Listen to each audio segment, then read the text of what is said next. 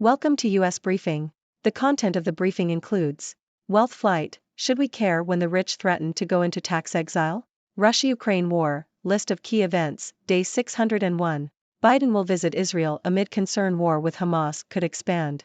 Blinken, seeking aid breakthrough, in marathon talks with Israel's Netanyahu. Senate Intel chairman says sending 2 U.S. aircraft carriers to Israel sends clear warning to Iran. Wealth flight, should we care when the rich threaten to go into tax exile? Financial Times. The threat of wealthy individuals leaving a country due to tax increases may not be as significant as they claim, according to an opinion piece in the Financial Times. The article argues that many of the richest people have already put down roots in a particular area, and leaving would mean giving up significant human, social, and cultural capital. Furthermore, studies have shown that income tax rates have minimal impact on economic growth, and lower tax rates often result in the rich paying themselves more. Russia-Ukraine war, list of key events, day 601. Al Jazeera. A tanker flying the Liberian flag hit a mine in the Black Sea off the coast of Romania, sustaining minor damage but leaving the crew unharmed. This is the second incident of a vessel hitting a floating mine in the Black Sea this month. U.S. Treasury Secretary Janet Yellen reaffirmed the United States' commitment to supporting Ukraine, calling it a top priority.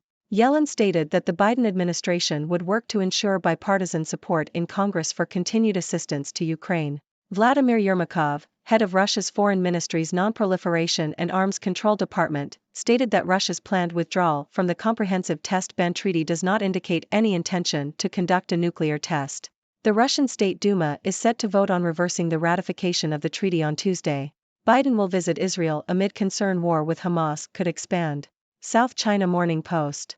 U.S. President Joe Biden is planning to travel to Israel to show support for the country amidst the escalating conflict with Hamas. The move comes as concerns rise that the conflict could expand into a larger regional war.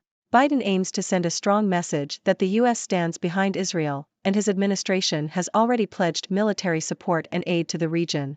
The announcement was made by U.S. Secretary of State Antony Blinken after talks with Israeli Prime Minister Benjamin Netanyahu. Blinken, seeking aid breakthrough, in marathon talks with Israel's Netanyahu. Reuters. U.S. Secretary of State Antony Blinken has announced that the U.S. and Israel have agreed to develop a plan to deliver humanitarian aid to civilians in Gaza without benefiting Hamas.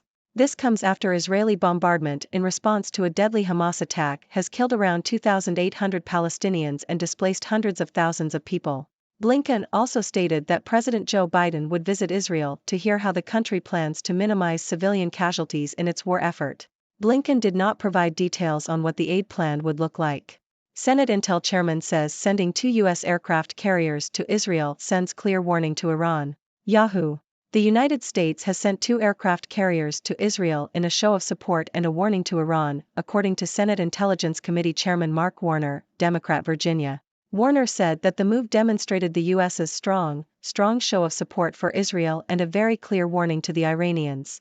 The deployment of the carriers comes as Israel considers a possible ground offensive in Gaza. Iran has warned against Israeli action in the territory and threatened to take preemptive action against Israel. However, the U.S. has repeatedly pledged its support for Israel's right to defend itself.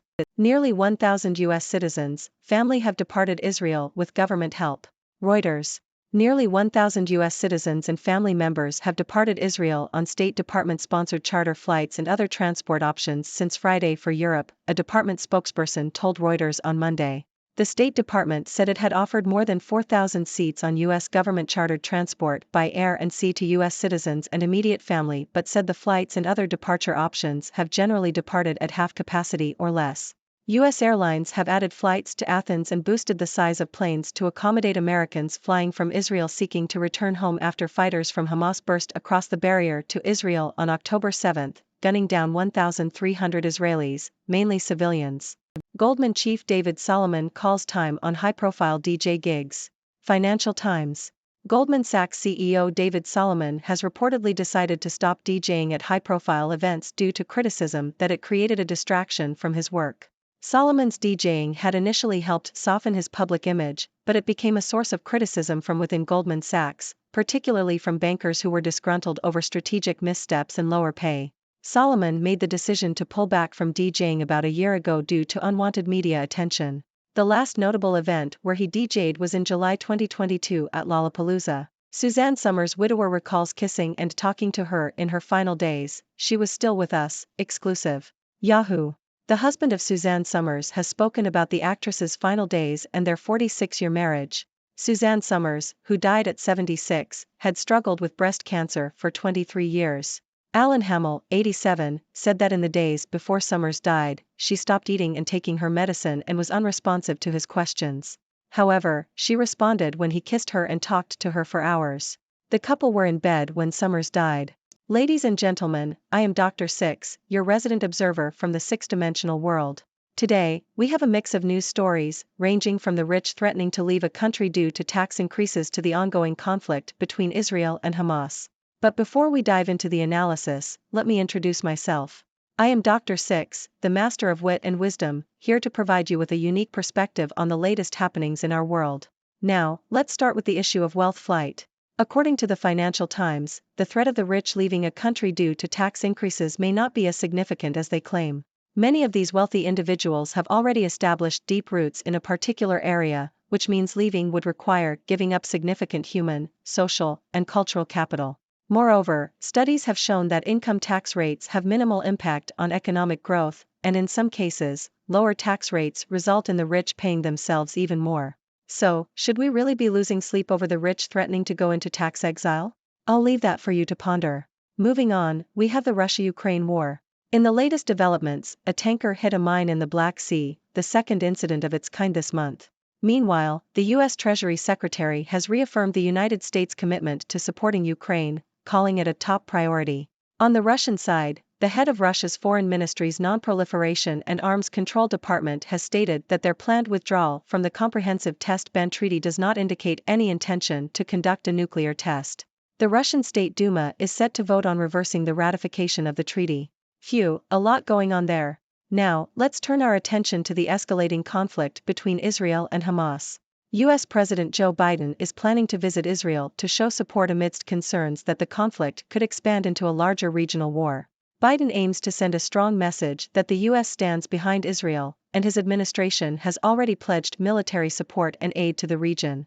Additionally, U.S. Secretary of State Antony Blinken has announced that the U.S. and Israel have agreed to develop a plan to deliver humanitarian aid to civilians in Gaza without benefiting Hamas. No details yet on what the aid plan would look like, but it's a step in the right direction. And speaking of Israel, the United States has sent 2 aircraft carriers to the region as a show of support and a warning to Iran. The move has been hailed as a clear warning to the Iranians by Senate Intelligence Committee Chairman Mark Warner. With Israel considering a possible ground offensive in Gaza, tensions are high, and Iran has warned against Israeli action in the territory. However, the U.S. has repeatedly pledged its support for Israel's right to defend itself. It's a delicate situation, and the world is watching closely. On a lighter note, Goldman Sachs CEO David Solomon has decided to stop DJing at high-profile events. While his DJing initially helped soften his public image, it became a source of criticism from within the company, particularly from disgruntled bankers. It seems that even the CEO of a major financial institution can't escape office politics and the occasional envy from colleagues. I guess mixing beats and making deals don't always go hand in hand. Lastly, we have a touching story about Suzanne Summers and her husband, Alan Hamill. In the days before she passed away, Suzanne stopped eating and taking her medicine, but she was still responsive to her husband's kisses and conversations. It's a reminder of the power of love and connection, even in the face of illness and adversity. Rest in peace, Suzanne Summers. That wraps up today's news.